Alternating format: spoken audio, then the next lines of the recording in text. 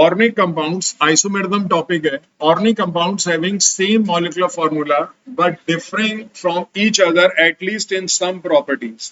तो important line यहाँ पे जो समझने वाली है वो क्या है? Important line यहाँ पे समझने वाली है कि same molecular formula होना चाहिए जो सबको पता है, but differing from each other at least in some physical properties या फिर वो chemical भी हो सकती है. दोनों केस जस्टिफाई करेंगे या दोनों भी हो सकती है. ऐसी चीज को हम आइसोमर्स कहते हैं और फिनोमेनन को आइसोमेरिक. तो डिफरेंस इन प्रॉपर्टीज के बारे में जब बात कर रहे हैं आइसोमर्स की, तो वो डिफरेंस किस वजह से होता है? या तो उनका अरेंजमेंट बिगड़ा होगा, तब आप उसे स्ट्रक्चरल आइसोमेरिज्म बोलते हैं, और अरेंजमेंट यहाँ पे बिगड़ सकता है, और या फिर वहां पे कोई डिफरेंट एटम या ग्रुप्स वहां पे प्रेजेंट हो, क्योंकि फंक्शनल ग्रुप जो है वो केमिकल प्रॉपर्टीज को डिसाइड करता है. अगर फंक्शनल ग्रुप बदल गया तो वहां पे केमिकल प्रॉपर्टीज भी बदल सकती हैं. तो दो मेन तरह की आइसोमेरिज्म आपको यहाँ पे पढ़ाई जाती है. एक है स्ट्रक्चरल आइसोमेरिज्म और एक है आपकी स्पेस या स्टीरियो आइसोमेरिज्म. इन दोनों को यहाँ पे किस तरीके से डिफाइन करते हैं ये समझिए. स्ट्रक्चरल आइसोमेरिज्म जो है उसके अंदर स्ट्रक्चर जो रिलेटिव पोजीशन है वो आपकी बदल जाती है. जो स्ट्रक्चरल आइसोमेरिज्म है इसके अंदर आपकी अरेंजमेंट आपका बदल जाता है, यानी कि डिफरेंट अरेंजमेंट ऑफ एटम्स होता है. Different arrangement of atoms. Atom या ग्रुप कह सकते हैं आप. एटम या ग्रुप्स का यहाँ पे डिफरेंट अरेंजमेंट होता है. और स्पेस आइसोमेरिज्म वो होती है, अब पहले इसकी बात कर लेते हैं. आगे स्ट्रक्चरल आइसोमेरिज्म कितने तरीके की होती है, तो 6 तरीके की आप पढ़ते हैं. चेन आइसोमेरिज्म, पोजीशन आपने सुना होगा, फंक्शनल आइसोमेरिज्म आपने सुना होगा, ring chain isomerism almost functional का ही पार्ट मान के चल सकते हैं आप, मेटामेरिज्म और टॉटोमेरिज्म ये आप नई चीज सीखेंगे. Now what is space isomerism या स्टीरियो आइसोमेरिज्म? देखिए, स्पेस और स्टीरियो आइसोमेरिज्म में अंतर क्या है मैं यहीं पे बता देता हूँ. स्पेस आइसोमेरिज्म और स्टीरियो आइसोमेरिज्म में तो आपने कहा डिफरेंट अरेंजमेंट है, लेकिन यहाँ पे क्या है, सेम मॉलिक्यूलर फॉर्मूला होता है. Same molecular formula. दूसरा, सेम यहाँ पे स्ट्रक्चर फॉर्मूला है. और डिफरेंट है यहाँ पे क्या, अरेंजमेंट इन स्पेस. डिफरेंट है orientation in space. Different orientation या डिफरेंट अरेंजमेंट इन स्पेस का मतलब है कि किस तरीके से यहाँ पे ओरिएंटेशन बदल रही है. जैसे मान लीजिए हाथ है, एक पर्टिकुलर डायरेक्शन में आपका रखा हुआ है, अगर इसको किसी एंगल से आप मूव कर रहे हो तो स्पेस में आप इसकी ओरिएंटेशन मूव कर रहे हो. अटैचमेंट्स वही है, उंगलियां जहां जुड़ी हैं वहीं पे जुड़ी हुई हैं, उसमें कोई चेंज नहीं आया. तो स्ट्रक्चर तो आपका सेम है, लेकिन ओरिएंटेशन आपका बदल रहा है स्पेस में. तो इस तरह की आइसोमेरिज्म को हम स्पेस या स्टीरियो आइसोमेरिज्म बोलते हैं. आपने स्ट्रक्चरल आइसोमेरिज्म के टाइप तो यहाँ पे सीख लिए. अब यहाँ पे आते हैं स्पेस और स्टीरियो आइसोमेरिज्म पे. It is due to difference in relative arrangement of atom और group in space. Stereo isomerism are isomers are compounds having same molecular formula and structure formula but different spatial arrangement यानी कि orientation of atom in group. जो special arrangement है उनको हम क्या बोलते हैं, कन्फिगरेशन. जब हम स्टीरियो आइसोमेरिज्म पढ़ेंगे तो वहां पे जो आइसोमर्स होंगे उनको ये नाम से बुलाया जाता है.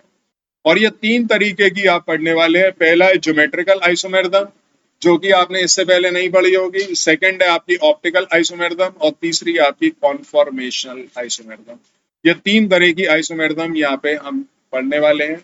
अब सबसे पहले शुरुआत करते हैं यहाँ पे स्ट्रक्चरल आइसोमेरिज्म. तो स्ट्रक्चरल आइसोमेरिज्म यहाँ पे जो है न्यूक्लियर और स्केलेटन आइसोमेरिज्म है, जिसके अंदर 2 कॉमन एग्जाम्पल जो आपने हमेशा से पढ़े हुए हैं उनको देखिए. सिंपलेस्ट कंपाउंड जो कम से कम ये आइसोमेरिज्म शो करता है वो ब्यूटेन होगा. 4 कार्बन एटम का एल्केन यहाँ पे लेना है, या कम से कम 4 कार्बन एटम का कंपाउंड से आपकी शुरुआत होती है. 2 या 3 वाले शो नहीं करते.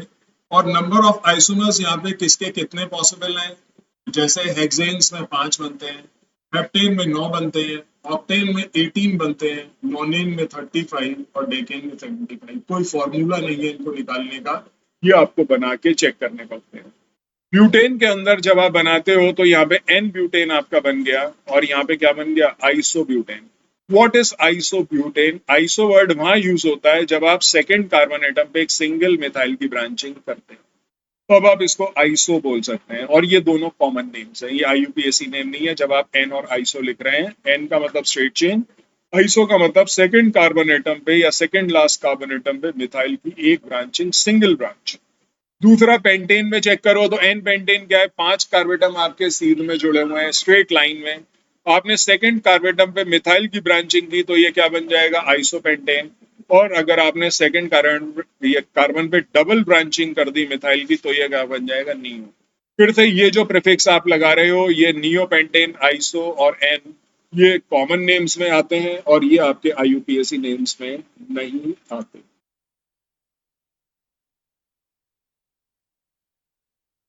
स्ट्रक्चरल आइसोमेरिज्म के अंदर ये पार्ट कवर अप करने के बाद हम C6H14 में 5 आइसोमर यहाँ पे बना सकते हैं, जैसा कि आपको यहाँ दिखाया था 5 हेक्सेन्स। तो 5 हेक्सेन जो बनेंगी वो आपकी N हेक्सेन है, second 2 methyl pentane. Third position पे देखिए यहाँ ब्रांचिंग की सेकंड पोजीशन पे, अब आप इस ब्रांचिंग को आप शिफ्ट कर दीजिए थर्ड पोजीशन पे तो ये नया आईयूपीएसी नेम बन जाएगा। और अगर आप सेकंड कार्बेटम पे डबल ब्रांचिंग कर देते हैं तो ये बन जाएगा नियो पेंटेन, नियो हेक्सेन कह सकते हैं आप इसे, 2,2 डाइमिथाइल ब्यूटेन।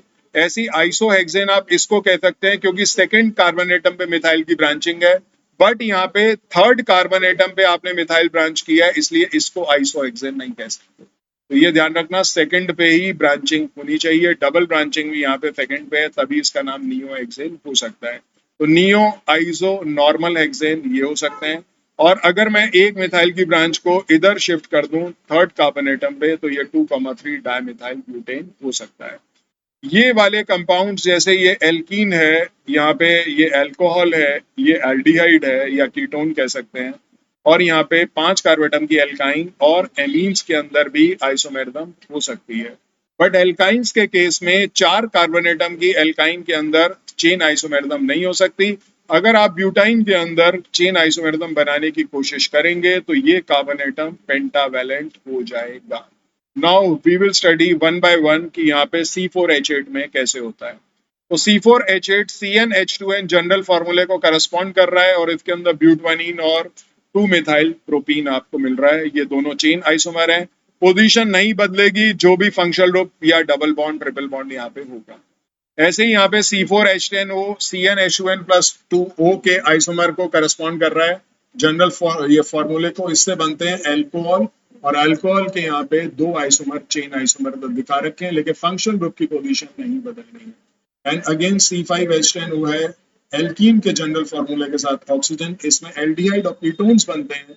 एल्डिहाइड के अंदर आप CHO की पोजीशन को कांस्टेंट रखते हुए यहाँ पे चेन आइसोमर दिखा सकते हैं, चेन को डिस्टर्ब आपने करना।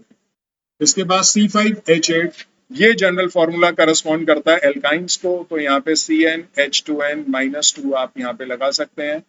ब्यूटाइन चेन आइसोमेरिज्म नहीं देगा, ये पीछे बता दिया है आपको। पेंटाइन के अंदर चेन आइसोमेरिज्म आप शो कर सकते हैं। एक बात का ख्याल ये रखना है कि ट्रिपल बॉन्ड वाले कार्बन एटम पे ब्रांचिंग नहीं कर सकते आप, क्योंकि ऑलरेडी वहां पे 4 वैलेंसीज ऑक्युपाइड है। और ये C4H11n ये करस्पॉन्डिंग फॉर्मूला है एमीन्स का। एमीन्स के जनरल फॉर्मूला ये है, इसमें n की वैल्यू 4 रख के H11 आप यहाँ पे देखेंगे तो ये बन जाएगा ब्यूटेन एमीन। और यहाँ पे अगर आप ब्रांचिंग कर देते हैं तो यहाँ पे ये ब्रांच आइसोमर या चेन आइसोमर बन सकता है। इंपॉर्टेंट बात यह है कि कभी भी मिथाइल की ब्रांचिंग टर्मिनल पोजीशन पे मत करिएगा। इसके बाद आता है पोजीशन आइसोमेरिज्म। पोजीशन आइसोमेरिज्म में चेन को डिस्टर्ब नहीं करना, यहाँ पे चेन को आपको डिस्टर्ब नहीं कर रहा है।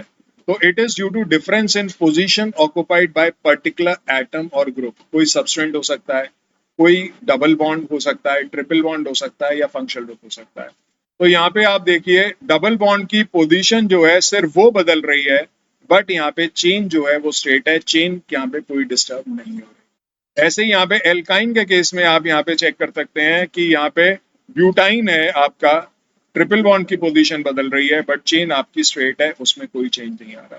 तो ये प्योर पोजीशन आइसोमेरिज्म है। पीछे आपने प्योर चेन आइसोमेरिज्म पढ़ी है। ऐसे ही यहाँ पे C3H7Cl में आपने क्लोरीन लगाया फर्स्ट कार्बन एटम पे और उसको शिफ्ट कर दिया सेकंड पे, तो ये 2 क्लोरोप्रोपेन हो गया 1 क्लोरोप्रोपेन से, बट चेन को डिस्टर्ब नहीं किया है। ऐसे ही यहाँ पे C3H7NO2 नाइट्रोप्रोपेन है, NO2 की पोजीशन फर्स्ट पे है, उसको आपने शिफ्ट करके सेकंड पे कर दिया। हालांकि 3 कार्बेटम में चेन आइसोमेरिज्म पॉसिबल ही नहीं है, तो वो तो आप कर भी नहीं सकते, बट यहाँ पोजीशन आइसोमेरिज्म शो कर सकते हैं।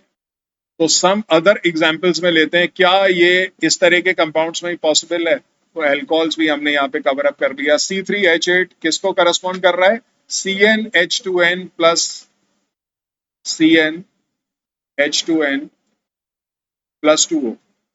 तो ये एल्केन के जनरल फॉर्मूले के साथ ऑक्सीजन है, तो आपने क्या लिया? अल्कोहल लिया, पोजीशन बदल दी, चेन नहीं डिस्टर्ब की। C4H10O, यहाँ पे ये भी अल्कोहल है, ये भी इस जनरल फॉर्मूले को करस्पॉन्ड कर रहा है। इसके अलावा बेंजीन के अंदर भी आइसोमेरिज्म हो सकती है।